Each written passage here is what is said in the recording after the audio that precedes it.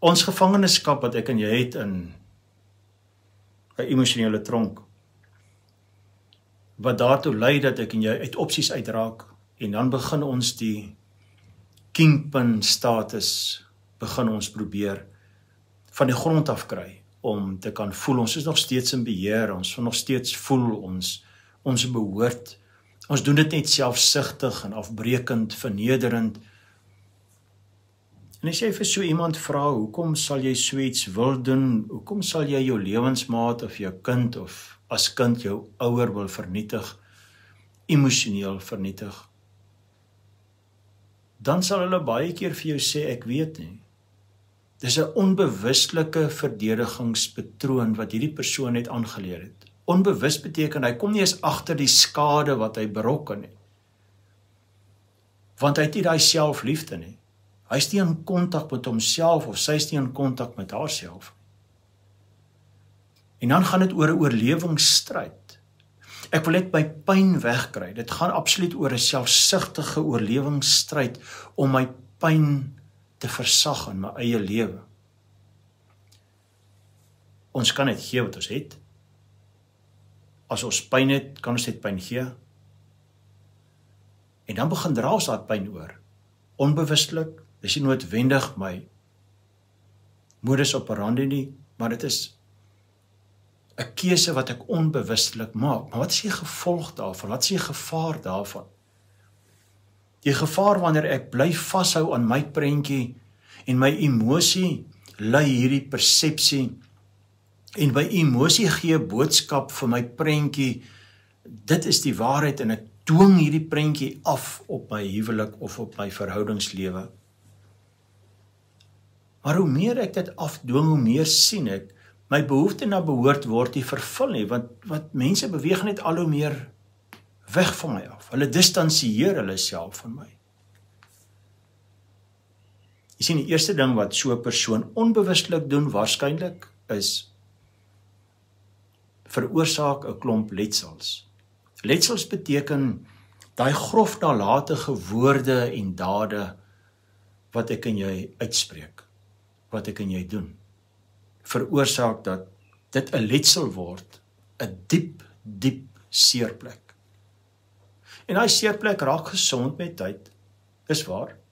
Dit is asof ons weer bietjie nader kan beweeg aan mekaar, maar 'n letsel is baie sensitief.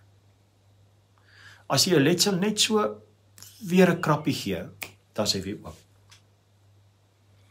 Dan ervaar ek weer die pyn wat ek ervaar het in my gisters, toe hierdie persoon opgetree het soos hy opgetree het. Daai pyn wat ek ervaar in my gisters noem ons tydlose emosie.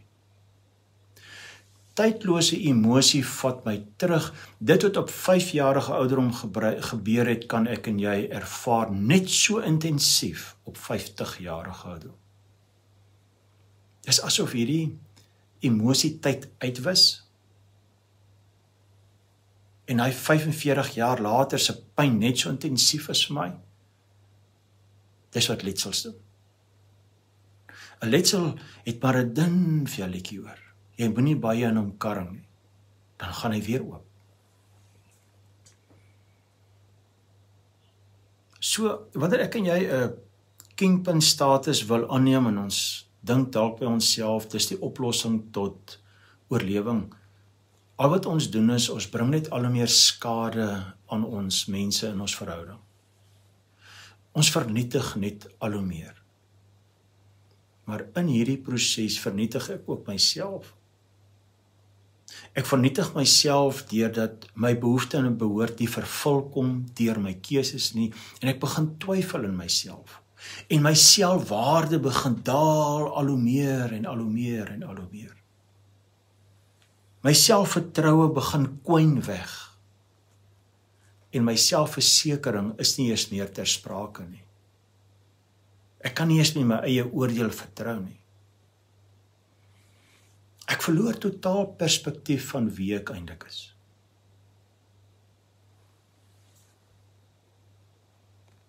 Dis hoekom God vir my sin maak. Dis hoekom God vir my sin maak om vir my die nodige kennis, insig en wysheid te gee van waar is ek werklik?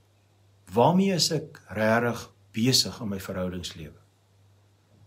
Want is dit nie tog so dat ek en jy wil teruggaan na daai heel eerste ervaring toe? Daai ervaring wat ek en jy so gevoel het, ons wil so in ons maat vaskleef, vir altyd en vir altyd. En hoe ver is daai vir altyd idee gevestig nou in jou huwelik? Hy eerste dag toe daai kind gebore is en jy het gevoel, die wêreld kan gaan stil staan, jy het die vrede van 'n lewe gevind. Hoe voel jy nou oor jou kind? Hoe voel jy nou oor daai tiener, daai jong mens, wat onafhanklike besluite begin neem? En hier is die geheim. Ons moet dit tog nie altyd vir ons kinders vertel nie, maar ek gaan dit dan vir jou vertel. As jy kinders het, die kind is 'n produk van ons as ouers. En baie keer sien ek en jy onsself in daai kind. En dan sê ons vir onsself, ons hou nie van wat die kind doen nie. So ons hou netjie self van wat ons in hierdie kind gedeponeer het. Ons moet eerlik wees. Ons moet eerlik wees. Ons maak nie altyd die regte besluite nie. En my gesprek gaan nie oor die verkeerde besluite wat ons maak nie. My gesprek gaan, daar's 'n oplossing.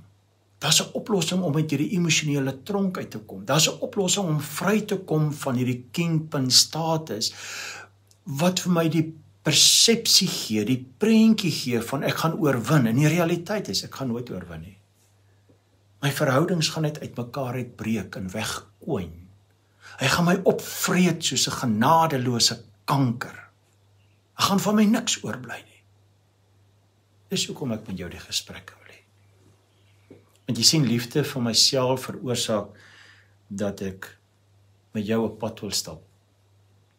Ek wil graag vir jou verduidelik, daar is 'n oplossing. En daai oplossing gaan ek stap vir stap met jou deurgaan. God sien ons heel anders as wat ons onsself sien in 'n emosionele tronk of as 'n kingpin in 'n emosionele tronk.